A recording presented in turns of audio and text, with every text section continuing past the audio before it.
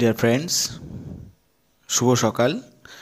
আমাদের YouTube channel think and লার্নে তোমাদের সকলকে স্বাগতম জানাই। আশা করি তোমরা সকলে ভালো আছো এবং পরিবারের সকলেও ভালো আছে এবং নিজেদের অভীষ্ট লক্ষ্যে পৌঁছানোর জন্য জোর কদমে তোমরা তোমাদের পড়াশোনা চালিয়ে যাচ্ছ। আজকে আমরা নিয়ে এসেছি একটা নতুন class, the express GK class. এইখানেও খুব গুরুত্বপূর্ণ কিছু বাছাই করা কোশ্চেন অ্যান্সার নিয়ে আমরা আলোচনা করব, যে কোশ্চেনগুলো বিগত বিভিন্ন পরীক্ষায় এসে গেছে এবং আগামীতেও বিভিন্ন পরীক্ষায় আসার উপযুক্ত কোশ্চেন। তাহলে তোমরা মনোযোগ দিয়ে যদি ক্লাসটা করো তাহলে তোমরা সত্যিই খুব উপকৃত হবে আশা রাখছি। চলো দেখে নেওয়া যাক আজকে কী কী কোশ্চেন নিয়ে আজ ক্লাসটা হতে চলেছে। আজকে আমাদের প্রথম কোশ্চেন রয়েছে পানিপথের দ্বিতীয় যুদ্ধ কবে হয়েছিল। দেখো, তিনটে কোশ্চেন থাকে: পানিপথের প্রথম যুদ্ধ, পানিপথের দ্বিতীয় যুদ্ধ, পানিপথের তৃতীয় যুদ্ধ। ঠিক আছে, তাহলে পানিপথের প্রথম যুদ্ধ, দ্বিতীয়, তৃতীয়, এই তিনটে কোশ্চেনের মধ্যে কাদের মধ্যে হয়েছিল, কবে হয়েছিল, এর মধ্যে যে কোনো একটা পরীক্ষায় আমরা পেয়ে যাই। ঠিক আছে, তো এখানে যে কোশ্চেনটা রয়েছে পানিপথের দ্বিতীয় যুদ্ধ কবে হয়েছিল, অপশানগুলো দেখে নিই আমরা। একটা 1526 রয়েছে অপশান, 1556 রয়েছে, 1761 এবং 1456। তাহলে যেহেতু পানিপথের দ্বিতীয় যুদ্ধ, তাহলে উত্তরটা হয়ে যাবে 1556। কত সালে হয়েছিল পানিপথের দ্বিতীয় যুদ্ধ? হয়েছিল 1556 খ্রিস্টাব্দে।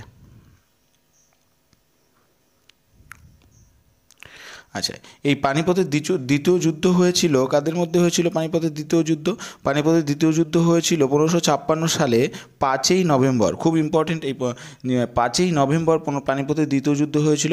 আলী শাহের হিন্দু সেনাপতি হিমুর সাথে আকবরের প্রতিনিধি বৈরাম খানের হয়েছিল পানিপথের দ্বিতীয় যুদ্ধ। এই যুদ্ধে পানিপথের দ্বিতীয় যুদ্ধে হিমু পরাজিত হয় এবং ধরা পড়ার পর বৈরাম খাঁ তাকে হত্যা করেছিল।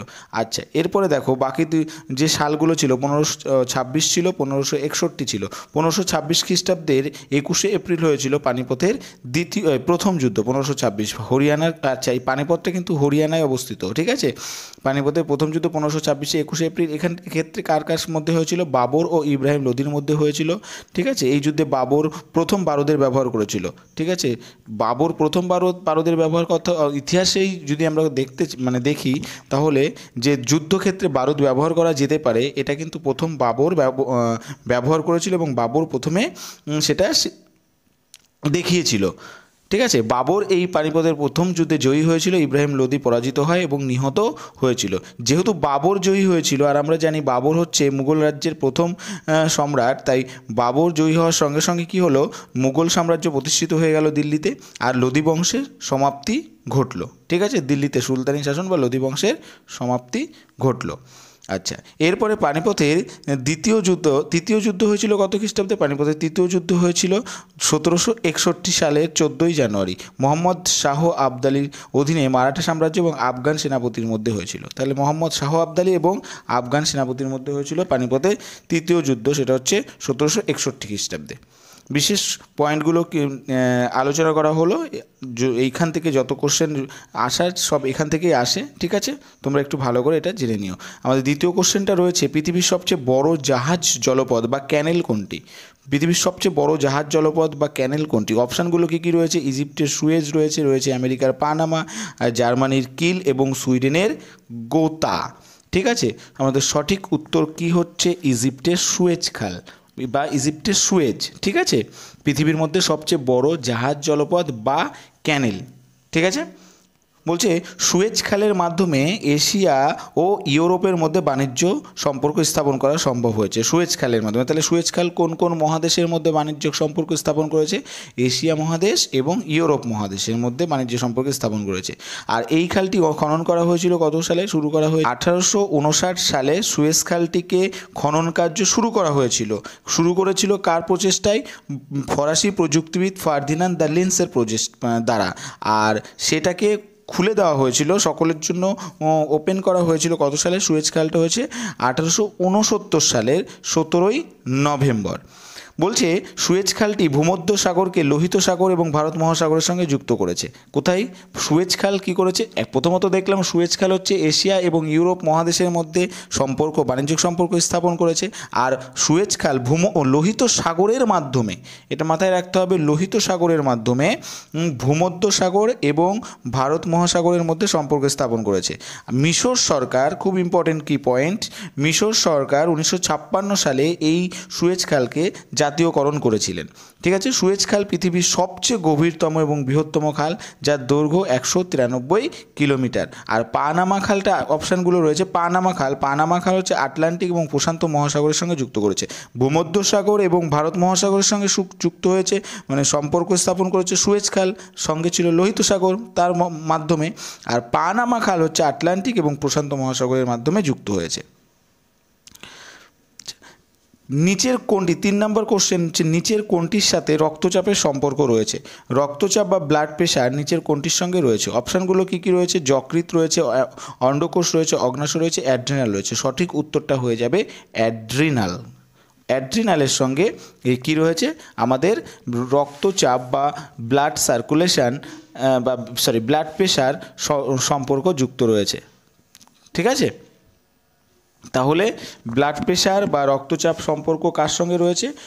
সঠিক উত্তরটা হয়ে যাবে অ্যাড্রিনাল। অ্যাড্রিনালের সঙ্গে এই সম্পর্কটা রয়েছে।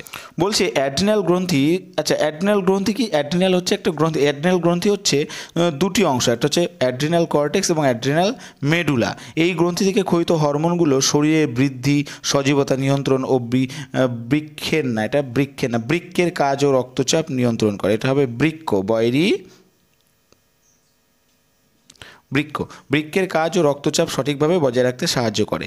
আর এই অ্যাড্রিনাল গ্রন্থি থেকে নির্গত হরমোন, যেটা অ্যাড্রিনালিন হরমোন, যাকে আপৎকালীন হরমোন বা জরুরিকালীন হরমোন বলা হয়। ঠিক আছে, অ্যাড্রিনাল গ্রন্থি থেকে নির্গত হরমোন আর যাকে অ্যাড্রিনালিন হরমোন, যেটা আপৎকালীন বা জরুরিকালীন হরমোন বলা হয়। আর এই গ্রন্থিটাকে কিন্তু সুপ্রারেনাল বলা হয়, সুপ্রারেনাল। ঠিক আছে, মনে থাকবে এই গ্রন্থিটাকে কি বলা হয়? সুপ্রারেনাল গ্রন্থি। কোন গ্রন্থিটাকে? অ্যাড্রিনাল গ্রন্থিটাকে সুপ্রারেনাল গ্রন্থি বলা হয়। ঠিক আছে, সুপ্রারেনাল গ্রন্থি বলা হয়, খুব ইম্পর্টেন্ট। আর অ্যাড্রিনাল গ্রন্থি থেকে কিছু হরমোন ক্ষরিত হয়, সেগুলোর নাম আমি বলে দিচ্ছি। এটা হচ্ছে কর্টিসল রয়েছে, অ্যাড্রিনালিন হরমোন রয়েছে অ্যালডোস্টেরন রয়েছে। এই বিভিন্ন এই হরমোনগুলো এই অ্যাড্রিনাল গ্রন্থি থেকে নির্গত হয়। কি কি? Cortisol, adrenaline, aldosterone. ঠিক আছে, অ্যালডোস্টেরন হরমোন। পরবর্তী কোশ্চেন কি আছে? বলছে নিচের কোন নদীকে দুঃখের নদী বলা হয়? নিচের কোন নদীকে দুঃখ বা দুঃখের নদী বলা হয়? অপশান কি কি আছে? দামোদর, কোশি, হুগলি, ঘরঘরা। সঠিক উত্তর হয়ে যাবে দামোদর। দামোদর নদীকে দুঃখের নদী বলা হয়।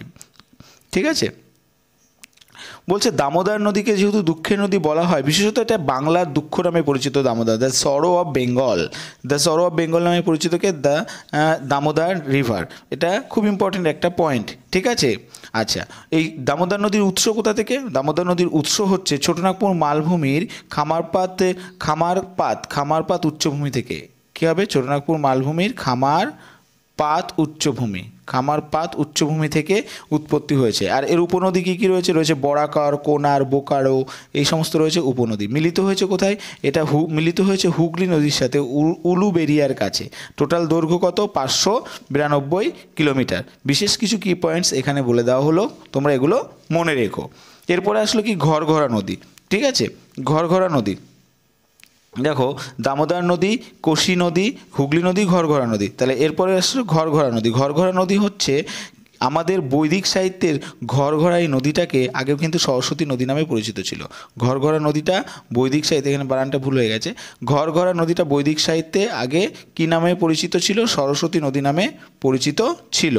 ঠিক আছে, এই ঘরঘরা নদী উত্তর পশ্চিম হিমাচল প্রদেশ থেকে তৈরি হয়ে, মানে উত্তর পশ্চিম হিমাচল প্রদেশ রাজ্যের শিবালিক পর্বতমালা থেকে তৈরি হয়েছে বা উৎস। এর উৎসটা কোথায়? উত্তর পশ্চিম হিমাচল প্রদেশ রাজ্যের শিবালিক পর্বতমালা। ঠিক আছে, কোন হিমবাহ? হিমবাহ হচ্ছে মাপাছা চুনগো। বাবা, নামটাই তো খটোমটো। মাপাছা চুনগো হিমবাহ। ঠিক আছে, মাপাছা চুনগো হিমবাহ থেকে উত্তর পশ্চিম হিমাচল প্রদেশ রাজ্যের শিবালিক পর্বতমালার মাপাচা চুঙ্গ হিমবাহ থেকে ঘরঘরা নদীটি তৈরি হয়েছে।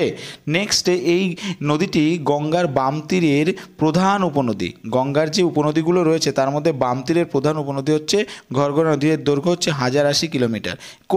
কোশি নদীকে বিহারের দুঃখ বলা হয়। এই যে খুব ইম্পর্টেন্ট একটা কি পয়েন্টস, কাকে বিহারের দুঃখ? বাংলার দুঃখ দামোদর। কোশি নদীকে বিহারের দুঃখ বলা হয়।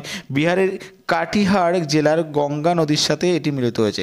বিহারের কাটিহার জেলায় গঙ্গা নদীর সাথে কোশি নদী মিলিত হয়েছে এবং 7টি উপনদী থাকার কারণে সপ্তকোশি নামেও পরিচিত। কোশি নদীটি 7টি উপনদী আছে, যে কারণে একে সপ্তকোশিও বলা হয়। তাহলে সপ্তকোশি নদী কাকে বলা হয়? কোশি নদীকে বলা হয়, কারণ এর 7টি উপনদী রয়েছে। যে এটা আন্তঃসীমান্ত, এখানে এটা হবে আন্তঃসীমান্ত। তাহলে কি কোশি নদীটা হচ্ছে আন্তঃসীমান্ত নদী, যা তিব্বত, নেপাল এবং ভারতের মধ্য দিয়ে প্রবাহিত হয়েছে। এর দৈর্ঘ্য 729 কিলোমিটার। কত? 729 কিলোমিটার। এখানে বলেছি পরবর্তী কোশ্চেনে খারিফ শস্য বা খারিফ ফসল কোন মাসে বপন করা হয়? খুব ইম্পর্টেন্ট একটা কোশ্চেন। আমাদের এইখান থেকে যে কোনো পরীক্ষায় একটা কোশ্চেন পেয়ে যায় এবং আসে পরীক্ষায়। খারিফ শস্য বা খারিফ ফসল কোন মাসে বপন করা হয়? অপশানগুলো দেখো, এপ্রিল, জুন, সেপ্টেম্বর, নভেম্বর। সঠিক উত্তরটা হয়ে যাবে জুন মাসে। খারিফ শস্য বা খারিফ ফসল কোন মাসে বপন করা হয়ে যায়? সঠিক উত্তরটা হবে জুন মাসে বপন হয়। বপন মানে রোপণ করা হয়। ঠিক আছে।